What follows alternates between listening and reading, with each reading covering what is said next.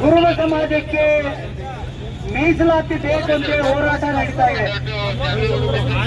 1980ರಲ್ಲಿ ಕುರುಬ ಸಮಾಜಕ್ಕೆ ಪರಿಶಿಷ್ಟ ಜಾತಿ ಸರ್ಟಿಫಿಕೇಟ್ ಅನ್ನ ಕೊಡ್ತಾ ಇದ್ರು. 1980ರಿಂದ 89ರವರೆಗೆ ಕುರುಬ ಸಮಾಜಕ್ಕೆ ಇವತ್ತು ವಾಲ್ಮೀಕಿ ಸಮಾಜದಲ್ಲಿ ಹಿಡ್ಕೊಂಡು ಏನು 54-55 ಸಮಾಜ ಇದೆ, ಅದರ ಜೊತೆಗೆ ಕುರುಬ ಸಮಾಜದ ಕೂಡ ಮೀಸಲಾತಿ ಕೊಟ್ಟಿದ್ರು.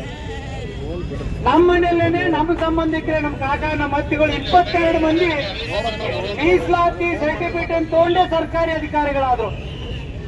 87-88 ಆದ್ಮೇಲೆ ಒಬ್ಬ ಬಸ್ಸಿಂಗಯ್ಯ ಅನ್ನುವಂತ ಒಬ್ಬ ಅಧಿಕಾರಿ ಬರ್ತಾನೆ, ಮಿನಿಸ್ಟರ್ ಆಗ್ತಾನೆ.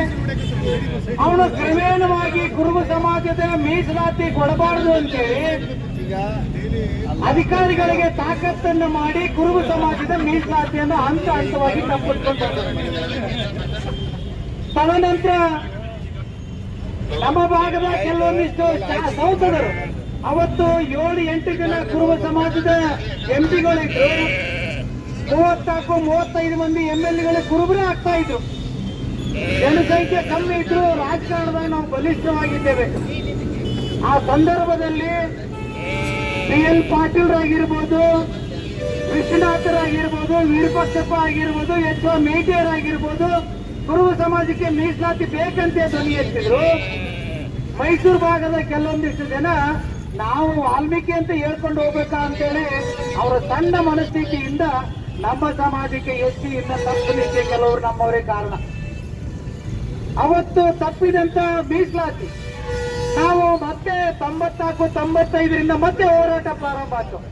98ರಲ್ಲಿ ಮುಕಡಪ್ಪ, ಈಶ್ವರಪ್ಪ, ಈರ್ಪಾಕ್ಷಪ್ಪ ಎಲ್ಲರೂ ಸೇರಿ ಹುಡುಗುಂದಲ್ಲಿ ಬೃಹತ್ತಾದಂತ ಹೋರಾಟನ ಪ್ರಾರಂಭ ಮಾಡಿದ್ರು. ಬಂಧುಗಳು, ಯಾಕೆ ಹೇಳ್ತಾ ಇದ್ದೀನಿ ಅಂತ ಹೇಳಿದ್ರೆ, ನಮ್ಮದೇ ಸಮಾಜದ ಕೆಲವೊಂದಿಷ್ಟು ಕೋಮುವಾದಿಗಳು ಈ ಮೀಸಲಾತಿ ಹೋರಾಟ ದಿಕ್ಕು ತಪ್ಪಿಸುವಂತ ಪ್ರಯತ್ನಗಳು ಮಾಡ್ತಾ ಇದ್ದಾವೆ. ಬ್ರಿಟಿಷ್ ಸರ್ಕಾರದಲ್ಲಿ ಚಾವು ಮಹಾರಾಜರು ಒಳ ಮೀಸಲಾತಿಯನ್ನು ಕೊಟ್ಟಿದ್ರು ಶಿಕ್ಷಣಕ್ಕಾಗಿ. ಅದ್ರಲ್ಲಿ ಕುರುಬರಿಗೆ ಕೂಡ ಬಾಬಾ ಸಾಹೇಬ್ ಅಂಬೇಡ್ಕರ್ ಕೂಡ ಅದೇ ಮೀಸಲಾತಿಯಲ್ಲಿ ಬಾಬಾ ಸಾಹೇಬ್ ಅಂಬೇಡ್ಕರ್ ಲಂಡನ್ ನಲ್ಲಿ ಶಿಕ್ಷಣ ಕಲಿತು. ಇದಾದ್ಮೇಲೆ 2006-7ರಲ್ಲಿ ನಾನು, ರವಿರಾಜ್ ಕಂಬಳಿ ಅವರು, ಕೆ ವಿರೂಪಾಕ್ಷಪ್ಪನವರು, ಮುಕಡಪ್ಪ, ರೇವಣ್ಣ ಇವರೆಲ್ಲರನ್ನು ಕರ್ಕೊಂಡ್ಬಂದು ಹುಬ್ಬಳ್ಳಿಯಲ್ಲಿ ಸಭೆಗಳನ್ನ ಮಾಡಿ ಹೋರಾಟ ಸ್ಟಾರ್ಟ್ ಮಾಡಿದೆ. ಹೋರಾಟ ಪ್ರಾರಂಭ ಆದ್ಮೇಲೆ 2016-17ರಲ್ಲಿ ನಾವು ರಾಜ್ಯದ 5-6 ಜಿಲ್ಲೆಗಳಲ್ಲಿ ಲಕ್ಷಾಂತರ ಜನ ಸೇರಿ ಹೋರಾಟ ಮಾಡಿದ ಮೇಲೆ ಸಿದ್ದರಾಮಯ್ಯನವರು ಕುರುಬರಿಗೆ ಮೀಸಲಾತಿ ಬೇಕು, ನಾನು ಅದ್ರ ಬಗ್ಗೆ ಪೂರಕವಾಗಿ ಮಾತಾಡ್ತೀನಿ ಅಂದ್ರು. 18ರಲ್ಲಿ ಅವ್ರು ಯಾವುದೇ ರೀತಿ ಕುರುಬ ಸಮಾಜಕ್ಕೆ ಸ್ಪಂದಿಸ್ತಾ ಇದ್ದಾಗ ಇಡೀ ಕುರುಬ ಸಮಾಜ ಕಾಂಗ್ರೆಸ್ ವಿರುದ್ಧ ಮತ ಚಲಾಯಿಸಿ ಕುರುಬರೇ ವೋಟ್ ಹಾಕದಿದ್ರೆ ಕಾಂಗ್ರೆಸ್ ಮನೆಗೆ ಹೋಗ್ತದೆ ಅಂತ ಹೇಳಿ ಕಾಂಗ್ರೆಸ್ ಅನ್ನ 18ರನ್ನ ಸೋಲಿಸಿದೆ. ಅದಾದ್ಮೇಲೆ ಕುಮಾರಸ್ವಾಮಿ ಅವರು CM ಆದ್ರು. ಇದೇ ಹುಬ್ಬಳ್ಳಿ ಕಬ್ಬೂರ್ ಸರ್ಕಲ್ ಇಂದ ನಾವು 4-5 ಕುರಿ ತಗೊಂಬಂದು ಹೋರಾಟ ಮಾಡಿದ ಮೇಲೆ ಕುಮಾರಸ್ವಾಮಿ ಅವರು ನಮ್ಮನ್ನು ಕರೆದು, ಯಾಕೆ ನೀವು ನನ್ನನ್ನು ತಡೆದು ಹೋರಾಟ ಮಾಡಿದ್ರಿ ಅಂದಾಗ, ಸ್ವಾಮಿ ಫಂಡಬಲ್ ರೈಟ್ಸ್ ಇದೆ, ಹೋರಾಟ ಮಾಡಿದ್ದೇವೆ, ನಮ್ಮ ಸಮಾಜಕ್ಕೆ ಮೀಸಲಾತಿ ಕೊಡ್ರಿ ಅಂತ ಹೇಳಿದ್ದಾರೆ. ಅವ್ರು ಆಯ್ತು 2-3 ದಿನದಲ್ಲಿ ಬೆಂಗಳೂರಿಗೆ ಬಂದ್ರು. ಅವಾಗ DCP ಕಣಗಾಲರಿದ್ರು, ಮತ್ತೆ ರಾಣಿ ಅವರು ಕಮಿಷನರ್ ಇದ್ರು. ಅವರು ಕುಮಾರಣ್ಣನ ಜೊತೆಗೆ ಮಾತಾಡ್ತಿದ್ರು. ಕುಮಾರಸ್ವಾಮಿ ಅವತ್ತು ವಿಶ್ವನಾಥ್ ಅವರು JDS ರಾಜ್ಯಾಧ್ಯಕ್ಷರಾಗಿದ್ರು. ಕುಲಶಾಸ್ತ್ರ ಅಧ್ಯಯನಕ್ಕಾಗಿ 45 ಲಕ್ಷ ರೂಪಾಯಿಗಳನ್ನ ಕೊಟ್ಟಂತ ಏಕೈಕ ಪುಣ್ಯತ್ವ ಯಾರಿದ್ರೆ ಅದು ಕುಮಾರಸ್ವಾಮಿ ಅಂದ್ರೆ ತಪ್ಪಾಗ್ಲಿಕ್ಕಿಲ್ಲ ಬಂಧುಗಳೇ. 45 ಲಕ್ಷ ಜಾರಿಗೆ ಬಂದ್ಮೇಲೆ, ಅಮೌಂಟ್ ಬಂದ್ಮೇಲೆ ಕುಲಶಾಸ್ತ್ರ ಅಧ್ಯಯನ ವರದಿ ಬಂತು. ಅದಾದ್ಮೇಲೆ ಮತ್ತೆ ಹೋರಾಟ ಸ್ಟಾರ್ಟ್ ಆದ್ಮೇಲೆ ಮಠಾಧೀಶರಾದಂತ ಕಾಗಿನೆಲೆ ಪೀಠದ ಗುರುಗಳು ಕಾಗಿನೆಲೆಯಿಂದ ಬೆಂಗಳೂರಿಗೆ 450 ಕಿಲೋಮೀಟರ್ ಸರಿ ಸುಮಾರು 20-22 ಲಕ್ಷ ಜನ ಸೇರಿಸಿ ಹೋರಾಟ ಮಾಡಿದ ಮೇಲೆ BS ಯಡಿಯೂರಪ್ಪನವರ ಕ್ಯಾಬಿನೆಟಿನ 10-12 ಮಂತ್ರಿಗಳು ಬಂದು ಅವತ್ತೇನು ನೆಲಮಂಗಲದಲ್ಲಿ ಹೋರಾಟ ಆಯ್ತು. ಆ ಸಮಾವೇಶಕ್ಕೆ ಬಂದ್ರು. ಬೊಮ್ಮಾಯಿ ನೇತೃತ್ವದಲ್ಲಿ ಮನವಿ ಅಂತ ತಗೊಂಡ್ರು. ಅವಾಗ ಬೊಮ್ಮಾಯಿ ಹೇಳಿದ್ರು, ನೀವು ಮೀಸಲಾತಿ ಕೊಡಿಸ್ತೀನಿ ಅಂತ.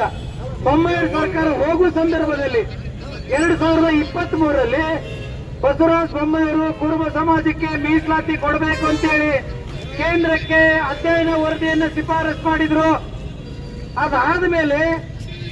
ಪ್ರಹ್ಲಾದ್ ಜೋಶಿ ಅವರು ಸಂಸದೀಯ ಕಾರ್ಯದರ್ಶಿಯಾಗಿದ್ರು 22ರಲ್ಲಿ ಅವರು ಪ್ರಧಾನಮಂತ್ರಿ ನರೇಂದ್ರ ಮೋದಿ ಅವರ ಜೊತೆಗೆ ಮಾತಾಡಿ ಕುರುಬ ಸಮಾಜಕ್ಕೆ ಮೀಸಲಾತಿ ಕೊಡಬೇಕು, ಯಾವುದೇ ತಪ್ಪಿಲ್ಲ ಅಂತ ಪ್ರಹ್ಲಾದ್ ಜೋಶಿ ಅವರೇ 22ರಲ್ಲಿ ಆದೇಶವನ್ನು ಮಾಡಿದ್ರು ಬಂಧುಗಳೇ. ಅದಾದ್ಮೇಲೆ ಸಿದ್ದರಾಮಯ್ಯನವರು ಮತ್ತೆ ನಮ್ಮನ್ನ ಕರೆದು ನಾನು ಮುಖ್ಯಮಂತ್ರಿ ಮಾಡ್ರಿ, ನಾನು ಸಮಾಜಕ್ಕೆ ಮೀಸಲಾತಿ ಕೊಡ್ತೀನಿ, ನಾನೊಬ್ಬ ಕುರುಬ್ರಾವಣೆ ಅಂತ ಹೇಳಿದ್ರು. ಇವರು ಅಧಿಕಾರಕ್ಕೆ ಬಂದ ಮೇಲೆ ಕೇಂದ್ರದಿಂದ ಕೆಲವೊಂದು ಸಮಸ್ಯೆಗಳಿದಾವೆ, ಕಾಗದ ಪತ್ರ ಸರಿಪಡಿಸ್ರಿ ಅಂತ ಹೇಳಿ ಇದೇ ಪ್ರಹ್ಲಾದ್ ಜೋಶಿ ಅವರು ಮತ್ತೆ ಕೇಂದ್ರ ಸರ್ಕಾರದಿಂದ ರಾಜ್ಯ ಸರ್ಕಾರ ಕಳಿಸಿದ್ರು.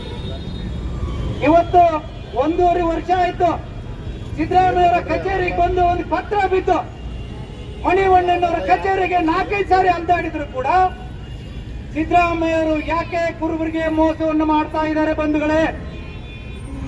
ಇಷ್ಟೇ ಹೇಳ್ತೇವೆ, ಸಿದ್ದರಾಮಯ್ಯವರೇ ನಿಮ್ಮ